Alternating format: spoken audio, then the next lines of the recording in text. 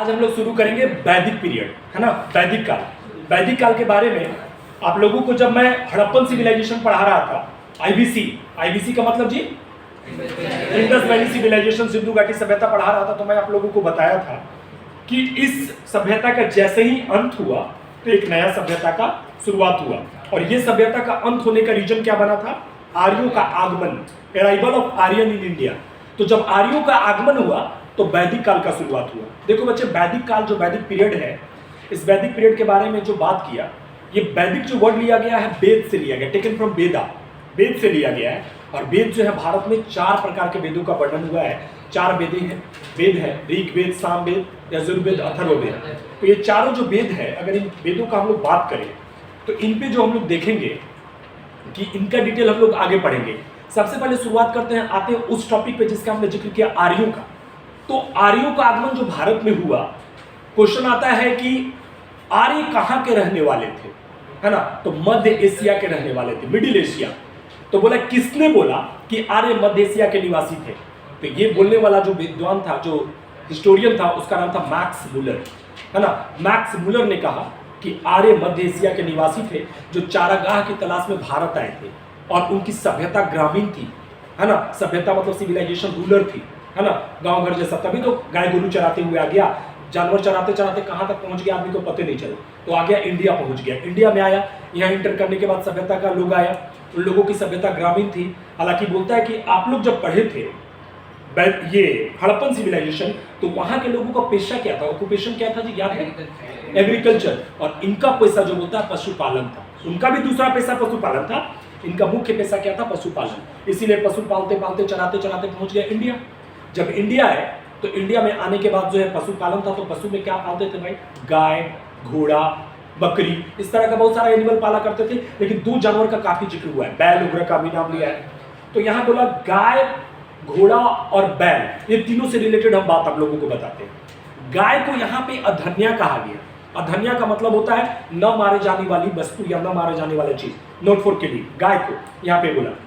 और गाय के बाद अगर हम लोग बात करें घोड़ा, घोड़ा यहाँ के लोगों का प्रिय पशु था, फेवरेट एनिमल, हॉर्स था। अगर बैल की बात करें तो बैल के बारे में बोलता है कि प्लॉइंग में, जुताई में ये लोग एक साथ, है ना, जोड़ा में, है ना, कितना कितना बैल को यूज करता था मालूम है? लोग बैल को कितना यूज करता था? पूरा मतलब 8, 10, 12 ऐसे करके एक साथ। बोला कि ऐसे करने से भगवान इंद्र खुश होंगे और खेत का जुताई करेंगे। जैसे झारखंड में कुछ कुछ पर्व है, हल पुनिया करके, कि भाई खेत में जुताई करने से, हल चलाने से भगवान इंद्र खुश होकर के पानी गिराते हैं, ऐसा माना जाता है, लड़की भूत को भगाने के लिए। उसी तरह से कुछ कुछ चीजें हैं भाई, ऐसा माना गया है, तो मान्यता था, तो इन लोग पूजा करता था। अभी जो मैंने बोला इंद्र को खुश करने के लिए, इंद्र इनका प्रिय देवता हुआ करते थे। इनके प्रिय देवता कौन थे? इंद्र थे। अब इंद्र को खुश करने के लिए लोग ऐसा करता था। अब क्या हुआ कि अभी देवी देवता का बात हुआ, चलो जानवरों का बात करते हैं। देवी देवता में इन लोग प्रकृति प्रेमी था, फॉन्ड ऑफ नेचर, स्वभाव से प्रकृति प्रेमी था, प्रकृति से प्यार करता था, तो इन लोग पूजा करता था, इंद्र का पूजा करता था। बोलता है कि कुल 33 प्रकार का देवी देवताओं का पूजा करता था। कितने प्रकार का? 33 प्रकार का देवी देवता का पूजा करता था, जिसमें सबसे प्रिय उनके इंद्र थे। इसमें बोला कि अगर देखा जाए प्रकृति प्रेमी था तो हवा का, है ना, आग का, सबका पूजा किया करता था। प्रकृति में, हिंदू धर्म में भगवान का हमने ट्रिक में दिया था।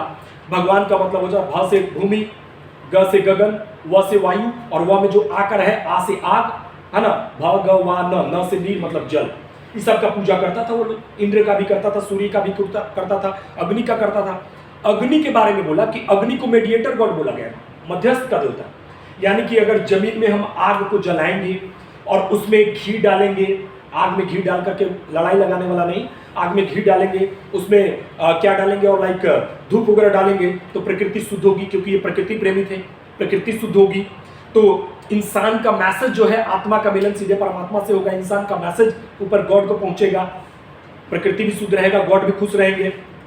ऐसा किया करता था इन लोग। इंद्र इतना प्रिय थे इन लोग के कि 250 बार इंद्र का वर्णन कर दिया। जैसा नहीं होता है, कोई लड़का कोई लड़की नहीं चाहते हुए भी, है ना, बुलाना है का नाम से, तो बुला दिए का नाम से, तो भंडा फूट जाता है वहां पे, क्योंकि जहन में तो वही चल रहा रहता है रात दिन, समझ रहे ना, चाहे वो जो भी जेंडर हो, मेल फीमेल, समझ रहे ना, निकल जाता है। वैसे ही था। तो ये लोग इतना याद करता था कि 250 बार इंद्र का जिक्र हुआ है यहाँ पे। इंद्र को पुरंदर कहा गया है। पुरंदर का मतलब जानते क्या होता है? किला या दुर्ग को तोड़ने वाला, बहुत विशाल, है ना, मतलब उसको डिस्ट्रॉयर बोलिए, fort destroyer Purandar.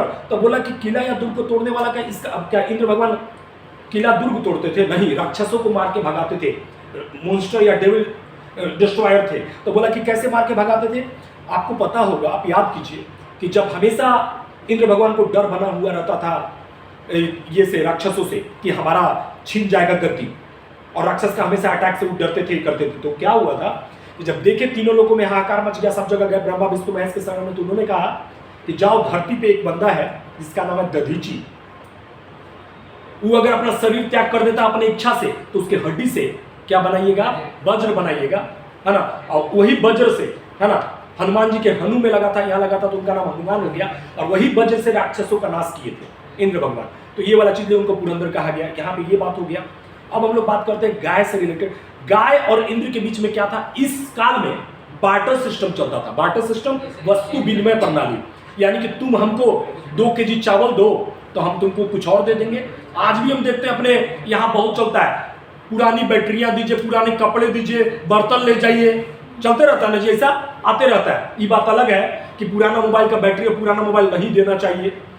EMI number से आपके साथ कांड हो सकता है, इसलिए कृपया इस मैसेज को अपने साथ ध्यान रखें। ये भी बता दे रहे हैं, उसको पूछ के फेंक दो, लेकिन मत देना, दिक्कत हो जाएगा कि सोचेंगे आप तो ये फालतू में पड़ा दे देते हैं, कहानी हो जाएगा। कहना मुश्किल है भाई, कौन किस रूप में आया है ना। ब्रह्मा जी आए, विष्णु जी आए हैं कि और कोई जी आए हैं, उस समझ में नहीं आ सकता, इसलिए ध्यान रखिएगा। अब हम लोग बात कर रहे थे, अभी यहाँ तक हो गया पूजा पाठ से रिलेटेड बात। इन लोगों का सभ्यता जो था, जिस तरह बार्टर सिस्टम चलता था, वस्तु विनिमय प्रणाली, तो इंद्र का एक मूर्ति किसी को लेने के लिए 10 गाय देना पड़ता था, इतना ये था मूर्ति। अब मूर्ति जो है उस समय जिस भी धातु का बना हो, जैसा कि बोलता है कि तांबा का बारे में, यहाँ तांबा का यूज सबसे पहला बार यहाँ पे हुआ। आपने वहां क्या यूज किया था? हड़प्पन सिविलाइजेशन में ब्रॉन्ज का यूज किया था, तांबा को कॉपर बोलते हैं ना, कॉपर का यूज हुआ। इस तरह से चीजें आप देखोगे कि यहाँ पे हुआ। इन लोगों का वहां पे मातृसत्तात्मक था हड़प्पा में, और यहाँ पे पितृसत्तात्मक था, फादर का वैल्यू जो आज भी इंडिया में चल रहा है, मतलब फादर बेस्ड है। अगर कोई दूसरे कास्ट का लड़का या लड़की शादी करता है, करती है, तो पिता का नाम से ही उसको काउंट किया जाता है। ये बात अलग है कि इंडिया में एक ऐसे कोई थे जिनका, है ना, वो थे मतलब पत्नी के नाम से पति का नाम ही हुआ था, ऐसा चीज चला था, है ना, रखे थे। मालूम है कौन? फिरोज गांधी। जानकारी है आप लोग को? जानकारी होना चाहिए। इंडिया में एक से एक जो कोई नहीं करता वो इंडिया करता है। खैर चलिए, अभी हम लोग बात करते हैं। तो इसके बाद हम लोग बात करेंगे कि कौन कौन सा वेद था, चारों वेद के बारे में। चलो ऋग वेद का बात करते हैं। ऋग वेद के बारे में अगर बात करें तो विश्व का सबसे प्राचीन वेद है, ये क्वेश्चन आता है, वर्ल्ड एंशिएंट वेद। ऋग वेद में क्या क्या जिक्र किया? बोला आर्यों के बारे में ही, में भी ऋग वेद में ही बताया, आर्यन पीपल के बारे में। इस काल की सबसे पवित्र नदी जो होली रिवर थी सरस्वती, उसका भी वर्णन ऋग्वेद में ही हुआ, है ना। इसके अलावा देखा जाए तमसोमा ज्योतिगम्य, अस्तोमा सद्गम्य, उसका भी वर्णन ऋग्वेद में हुआ। ऋग्वेद में बोला कि भगवान विष्णु का वामन अवतार, ब्राह्मण का रूप लेकर के 3 पग धरती नापने वाला, सुने हो ना, तो वो भी इसी में जिक्र किया। ये आपका गायत्री मंत्र का वर्णन ओम भूर्भुवः स्वः वाला इसी में जिक्र किया, ऐसा करके कहा है। 1028 सूक्त सूत्र या हैम का वर्णन इसी वेद में किया। ये सब चीजें ऋग्वेद में, समझ रहे हैं। अभी आप बात करोगे कि वेद से रिलेटेड ऋग्वेद में और भी बातें क्या की वेद से, कि स्वामी दयानंद सरस्वती, याद करो वो नाम, जिन्होंने कहा था, उनका स्टेटमेंट था क्या? वेदों की ओर लौटो, go back to the Vedas. तो वेद से रिलेटेड स्वामी दयानंद सरस्वती ने भी जिक्र किया। आप जो बोल रहे हैं वो भी बातें हैं। अब हम लोग आगे बात करेंगे कि अभी ऋग्वेद का बात की। ऋग्वेद के बाद चलो हम लोग पढ़ते हैं यजुर्वेद। यजुर्वेद के बारे में बोलता है कि एकमात्र ऐसा वेद था जिसमें गद और पद दोनों का वर्णन था। गद और पद मतलब जानते हो, होता प्रस्तुत, गद्यांश लिया गया, पद्यांश लिया। पद्यांश मतलब, पद मतलब होता कविता, पोयम, पोएट्री, है ना, और गद्य मतलब होता है क्या? कहानी। कहानी और कविता दोनों का वर्णन इस वेद में लिया गया। कौन वेद में? यजुर्वेद में। उसके बाद सामवेद, स से शाम, स से संगीत, म्यूजिक का वर्णन सामवेद में किया गया। म्यूजिक का वर्णन, जब तो म्यूजिक क्या चीज को मिलकर के बनता है? म्यूजिक जो है वो अपने आप में अथाह सागर। मान लो कोई बंदा जो है बोला म्यूजिक तनी बजाओ, है ना, जो गाना होता है कि म्यूजिक बजाओ नाचेंगे, जैसे आंख मारे सॉन्ग बज गया तो सब लगा झूमने, नाचने, उछलने, कोई नहीं रुक पाएगा, लगेगा एकदम पूरा। उसके पहले चिंता था ओकरो में लगता था सब झूमने, ऐसे ऐसे गाना रहता है। नहीं, तो कहने का मतलब है कि म्यूजिक का मतलब होता है कंप्लीट म्यूजिक कब कहलाता है? कोई बता सकता है? 3 चीज को मिलने से म्यूजिक बनता है ना। क्या क्या? नृत्य, डांस, नृत्य को इंग्लिश में डांस बोलते हैं, वाद्य, म्यूजिकल इंस्ट्रूमेंट, है ना, और गायन, सिंगिंग, 3 चीज मिलेगा तो नहीं। कोई खाली गा रहा है, फटाफट जैसा गा रहा है तो कहाँ नाचेंगे, गाइयो रहा है, बजाइयो रहा है ना, और तीनों चीज जब मिल गया तो बस लगो शुरू हो जाओ, है ना, हिलने लगो और क्या हो जाएगा शुरू, वो चीज। तो उसका क्या चीज में, कौन से वेद में है जी, सामवेद, सामवेद में। उसके बाद आपका बच गया अथर्ववेद, सबसे लास्ट वेद, जादू टोना का वर्णन, स्पेल एंड चांस जो बोलते हैं आप, है ना, उसका वर्णन जो है अथर्ववेद में है ना। ये प्रेम विवाह का वर्णन, प्रेम विवाह का मतलब ये नहीं कि प्रेम करके विवाह कर लो, वो प्रेम विवाह नहीं। जैसे आज देखे थे, कोई बता रहा था, है ना, कि अपने क्या बोलते हैं, अगर गर्लफ्रेंड से शादी नहीं किए तो 2-4 महीना रोइएगा, और शादी कर लिए तो जिंदगी भर रोइएगा, जैसा भी होता है, कुछ लोग बताता है ऐसा, तो डिपेंड करता है, वो देख लीजिएगा। हाँ, इस तरह का बात। तो हम लोग बात कर रहे थे अभी कहाँ पे, लास्ट में प्रेम विवाह, मतलब प्रेम, जीवों से प्रेम करो। इस देश को हिंदू न मुसलमान चाहिए, है मजहब जिसका प्यारा वो इंसान चाहिए। समझ रहे हो ना, कि भैया हर लोग को, हर धर्म का व्यक्ति अगर अच्छा बात कर रहा है तो अच्छा होना चाहिए। कोई भी पार्टी, जितना पॉलिटिकल पार्टी, हम किसी का नाम नहीं लेंगे, कोई पार्टी में हमेशा बोलते हैं कि अगर एक व्यक्ति अच्छा है तो सब कोई अच्छा होगा, ये कहना गलत है। किसी पार्टी में एक खराब है तो सब खराब होगा, कहना गलत होगा। इंडिविजुअल, व्यक्ति और व्यक्तित्व दोनों अलग अलग चीज होता है, मानते हो ना, है ना, पर्सन एंड पर्सनालिटी, कुछ यहां हो गया। तो लास्ट में इसी में बात किया, इस वेद में क्या बात किया भाई, जादू टोना, अंधविश्वास, सुपरस्टिशन, बोला बहुत झाड़ फूक करा करके मार देता था लोगों को। इसके अलावा हम लोग बात करते हैं हिप्नोटाइज, आज हिप्नोटाइज सुने हो, हिप्नोटिज्म, है ना, वशीकरण, मैं घुमा रहा हूं, तुम एकदम ये हो जाओ, जैसे कहेंगे वैसे करो। बहुत आता ना जादू दिखाने वाला, कुछ भी बना देता है, तो पता चलता है हिप्नोटाइज कर देता है उन लोग, ऐसा सीख करके। तो ये हो गया वेद से रिलेटेड। चारों वेद के बारे में समझ में आया। अब चारों वेद के बाद यहाँ पे बात करता है बेटा उपनिषद। इंडिया में उपनिषदों की संख्या कितनी है मालूम आप लोगों को? उपनिषद कितने हैं बोलो जल्दी, किसी को नहीं मालूम उपनिषदों की संख्या कितनी है? पुराणों की संख्या कितनी है? पुराण टोटल 18 है बेटा, पुराण। और उसी पुराण में मत्स्य पुराण, जितना भी गरुड़ पुराण, विष्णु पुराण, सब उसी कैसा है, सब विष्णु से रिलेटेड। तो सबसे ओल्डेस्ट पुराण मत्स्य पुराण है। तो क्वेश्चन आएगा कि नंबर ऑफ पुराण कितने हैं, तो कितना हो जाएगा 18। पूछेगा उपनिषदों की संख्या कितनी है, तो 108, 108 उपनिषद है। 108 उपनिषदों में जो इंडिया का नेशनल सेंटेंस या राष्ट्रीय वाक्य सत्यमेव जयते, truth is always true, is taken from Mundakopanishad, उसी उपनिषद का हिस्सा मुंडक प्लस उपनिषद, वहीं से लिया गया है। समझ में आया? ये सब चीजें आपने सुना देखा, ये आपका चल रहा है अभी पूर्व वैदिक काल या वैदिक काल का बात चल रहा है। इसी में अभी दो चीज और देखेंगे, सामाजिक वर्गीकरण और राजनीतिक वर्गीकरण। तो समाज का जो वर्गीकरण किया गया है, राजनीतिक वर्गीकरण किया गया, दो तरह का बात। जो वर्णा सिस्टम यहाँ पे आधारित था, ऋग्वेद के 10वें मंडल के पुरुष सूक्त में वर्णन किया गया कि यहाँ वर्णा सिस्टम चलता था। आपने क्या देखा था वहां पे? हड़प्पन सिविलाइजेशन में क्या था जी, क्या चीज पे आधारित था सोसाइटी? याद करो, क्या चीज में बटा हुआ था? पैसे, ऑक्यूपेशन बेस्ड था। कौन कौन सा था 4 तो कास्ट वहां पे? सबसे ऊपर बिजनेसमैन, सेकंड में स्कॉलर, थर्ड में फार्मर और सबसे लास्ट में सोल्जर। यहां पे ब्राह्मण, क्षत्रिय, वैश्य और शूद्र, ये चारों कास्ट का जिक्र किया गया ऋग्वेद के 10वें मंडल के पुरुष सूक्त में। ये चीज हम डील करेंगे, आप लोग को बताएंगे कैसे था ये सारा चीज होगा।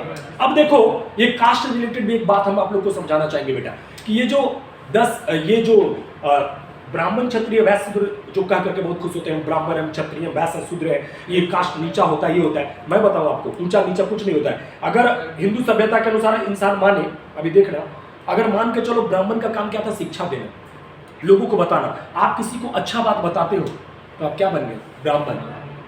क्षत्रियों का काम क्या था? झगड़ा करना, युद्ध करना, है ना, सुलझाना।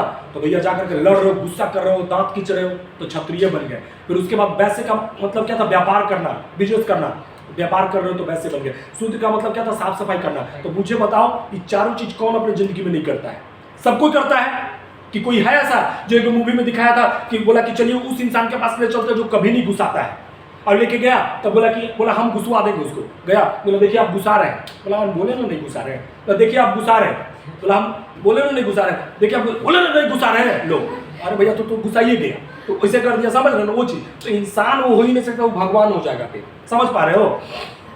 तो ये 4 कास्ट बांटा गया। फिर उसके बाद सामाजिक वर्गीकरण जो किया गया, यहाँ का सबसे स्मॉलेस्ट यूनिट, जो सबसे छोटी इकाई थी, वो क्या थी? यहाँ का सबसे नीचा जो है ना, लोगों का क्या होता है, सबसे अगर कोई व्यक्ति होगा तो क्या चीज होगा? सबसे पहले अगर बात करेंगे हम लोग, अगर 4 पार्ट में बांटेंगे तो एक होगा सबसे नीचा जो लोगों का जो समूह होगा, व्यक्तियों का जो समूह होगा, फिर व्यक्तियों के समूह से क्या बनेगा, गांव बनेगा, गांव के बाद जिला बनेगा, जिला से राज्य बनेगा, है ना। तो वो जो होता था वहां पे सबसे पहला जो चीज था 4 पार्ट में बांटा गया था। तो सबसे बेसिक इकाई क्या था जी वैदिक काल का, किसी को मालूम है? सबसे बेसिक इकाई क्या था वहां का? सबसे बेसिक इकाई का हम लोग बात करेंगे वैदिक काल का, तो 1 मिनट उसका बेसिक कुल या परिवार, कुल या परिवार था। कुल या परिवार का मतलब होता है कि एक परिवार है, जैसे मिश्रा इंस्टीट्यूट का ये सब परिवार है, जो भी ये बंदा है सब कोई परिवार है। तो परिवार में अगर कोई पढ़ रहा है, कोई कर रहा है, तो उस चीज़ के लिए हम लोग क्या करेंगे? कोई भी परिवार में अगर बंदा कुछ भी कर रहा है ऐसा अपना, तो बात किया परिवार, जब 10 परिवार मिलता है तो क्या बनता है? एक बड़ा सा ये बन जाता है, गाँव बन जाता है परिवार से। और गाँव जब मिलता है तो जिला उला बन सकता है। तो यहाँ पे सबसे छोटी यूनिट क्या था जी? सबसे क्या मैंने बोला? सबसे कुल या परिवार। और उसके बाद जो दूसरा यूनिट था वो गांव था, यानी कि परिवार का समूह। और तीसरा जो था 20 था, यानी कि डिस्ट्रिक्ट बोलो, 20 जिला। और चौथा जो था वो जन या राजन, जिसको जनपद बोलो, महाजनपदा बोलो, वो सबसे ये था। तो ये सब चीज़ का बात यहाँ पे हुआ है। फिर उसके बाद उत्तर वैदिक काल अगले एपिसोड में देखेंगे। आज इतना ही का बात रहेगा। अगर जो भी है लिखो तुम लोग। चलो ठीक है, थैंक यू।